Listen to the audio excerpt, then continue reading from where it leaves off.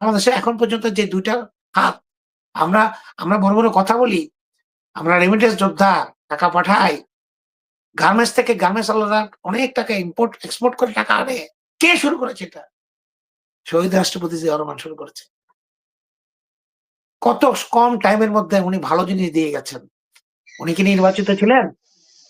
৭৫ সালের ৭ই নভেম্বর শহীদ রাষ্ট্রপতি জিয়াউর রহমান যখন বাংলাদেশের রাষ্ট্র ক্ষমতায় বসেন, তখন কি উনি নির্বাচিত ছিলেন? আমরা কি বলব উনি নির্বাচিত ছিলেন?